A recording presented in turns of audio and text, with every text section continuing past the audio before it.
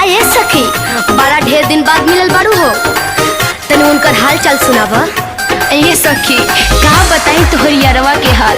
जहिया से तू गइल बाड़ू नो, तोरा याद में न खाता न पियता, पागल के भेज धइले बा।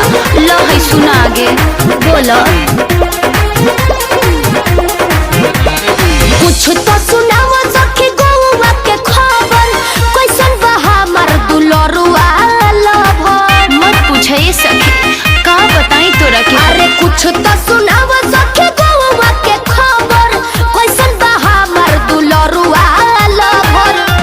किया बही बाटे कुंवारे की बिका गइल बा, हो बिका गइल बा।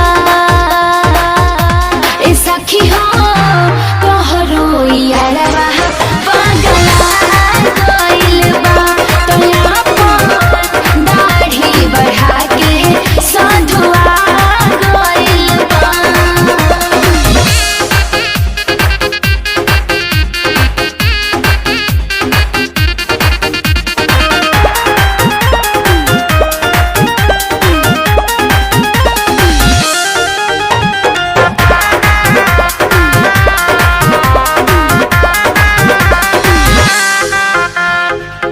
केतना समझवनी जब बोलावनी अकेला में, कहले रही दोसर कवनो खोज ली हमेला में। अरे उ तो सच्चा आशिक ह, उ तोरा के ना भूली। तोहरा ससुरा गइला के बाद हम मारत रही लाइन, बाकी हमरा से ना फसल, दिल पे कैलस नाही साइन। बोला मोटो छोट बाकी दोबारा गइल बा, दोबारा गइल बा।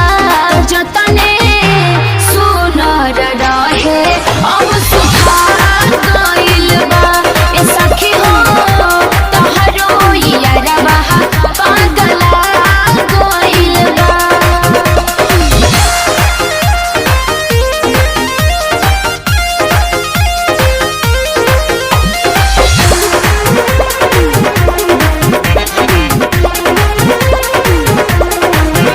अब तारो आई अब जुदाई न सहाई, कुंदन के हाल सुन के कोई से रहाई। मत रो ये सखी, चुप हो जा। जवन होखे वाला रहे होई गइल रे सखिया, तना तानई हर में ना लगई हो, केतन रोई अखिया। कि हमरा भरम रहे कि भुला गइल बा, हो भुला गइल बा। ए सखी हो धइले बा बधार, घर से परा गइल बा। तोया अपन दाढ़ी बढ़ा के उ सधुआ गइल बा। छोरा जाए दा ये सखी, तू अब अपन घर परिवार देख।